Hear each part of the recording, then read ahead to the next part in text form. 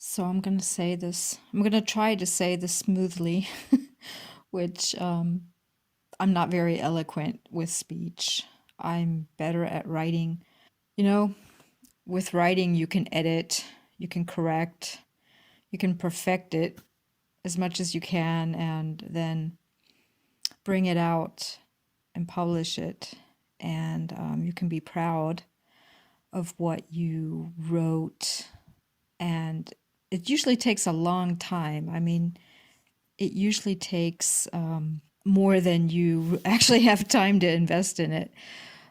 So lots of people, including me, are doing this YouTube thing because it's faster and you can kind of get out your point without doing a lot of editing.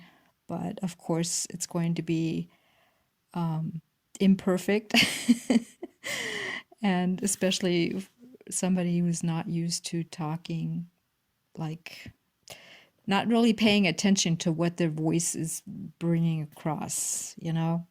Like I say a lot of ums. I've discovered that. And that I listen to my voice when I backtrack it, then I think, wow, how many ums did I say there, you know? And you don't really notice it while you're talking. So anyway, that's just kind of like a little thingy. So I just kind of wanted to say something. First of all, it's about been doing this Christian walk. You know, been doing this Christian walk since, I don't know, it's been years. But it's also been a few years that I haven't like picked up my Bible and really read it, which I used to do on every day. I used to do Bible study, and it brought me a lot of peace. It took a lot of time. It brought me a lot of, getting to know the Word and getting to know like how God speaks to you. So I feel really bad that I haven't taken that up, that I haven't just made time for it in so long. And this week I had to really think about it because there was a couple of things that happened. When it comes to Christianity, when it comes to God, Jesus, and number one, I discovered just a few days ago that one of the ministries that I used to listen to quite often, had a lot of respect for actually, and the guy passed away last year, I think. His name was Ravi Zacharias. I just discovered that he was accused of sexually molesting and grooming a woman, a married woman with kids. Kind of, when you think about it, tortured the family emotionally, at least. I think there was more than one woman, and Ravi's daughter also, she's in the organization, RZIM, in the ministry, and she put out an apology. So all I really know is what came out in those two statements. Her statement of apology, and then one of the victims or witnesses, a statement from her. I didn't really like look into this in detail, so I can't really say anything. I'm just saying I was very disappointed. I was just like, I don't know, sickening if it's really true, absolutely. I also had even suggested the ministry to other people, like if they had questions on Christianity, and I feel really bad about it. But, that's just it. We don't put our faith in people anyway. So while it's very, very disappointing, and I feel really bad for the people that had to, endure that. It's not really shocking, right? It's not shocking. Nothing is shocking anymore. And I'll tell you why. Because that was one thing that I found out this week. I mean, I don't know where I've been like the last year, but I've just found this out, and it apparently happened like years ago. And last year, this woman came out. So whatever.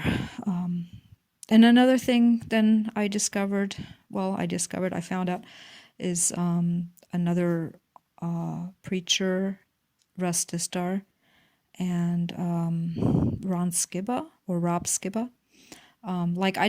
I didn't know these people very well, but I know I listened to quite a bit of Russ Dizdar on a few years ago when I used to listen to Hagman, and he was on there quite a bit, and I found his talks interesting. I've been listening to a few of his videos, like a few days ago too, because what he says and what he has been doing this for quite a few years, and he came into it with experience, like the kind of conversion experience that you can only get over time and you can only get with experience. And him and his organization apparently helped a lot of people cast out demons and evil spirits. And I just started listening to it again, and I'm thinking, this has kind of come full circle. For me, at least, it's just kind of come full circle, that the whole truth of what he was saying, because I think it is a lot more, there are a lot more possessed people, and it's so easy to fall into these traps. And then there's the programmed ones, and sadly, I think there's a lot more than any of us can actually imagine. I'm pretty sure of it. Yeah. So the whole thing, this whole week, has been weird because, like, the sadness of them passing away, something mysterious circumstances. I'm not going to get into that because I don't know, and but it just made me think about the Christian walk and the journey, which, once you really, I think what happened to me was I was saved like quite a few years ago, and I prayed, asked Jesus to come into my heart and work on me, because I had a lot of personal issues that I was going through. And yeah, I think it has changed me. I went through a second kind of personal tribulation, I guess.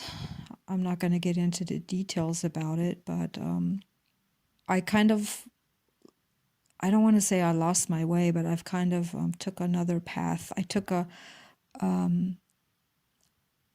path which I knew wasn't really that what God wanted me to do.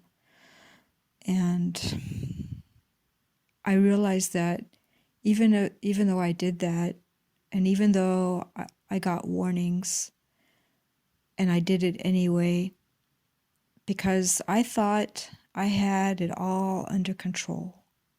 I thought I had everything under control, and I realized I don't really have diddly squat under control, except, of course, my own emotional state and what I myself can do, depending, God will give us our free will. He will give us advice. He will let us know. If we really want to know, we'll know. We'll get signs. We'll get scripture when we need it. We'll get people in our lives when we need it. We will find out. So, anyway, just listening to the talks of Russ Dizdar just recently again. It's not like I haven't thought of this before and everything. I'm just I just had to come to the realization that we're not lost. He's always there. Jesus is always there to listen to you, to guide you, to give you guidance. All you have to do is ask. That's all you have to do is ask. And lean on him. And you will get an answer. It's not going to be what you want often.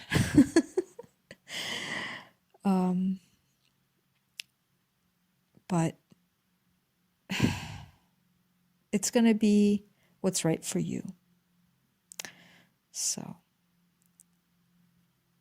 I had to think about it, the Christian walk that I took a long time ago. And I always said, oh, God, do your work in me. And then God gave me all kinds of things to do, all kinds of work, all kinds of people to, in quotations, try to save, try to help, and you know what? I came out of that part of it with a absolute, I can't say that absolute, but with kind of I gotta say it, hating people. I started hating people. I have so much respect for the Christians among us that can walk this walk and still love people. Seriously. It is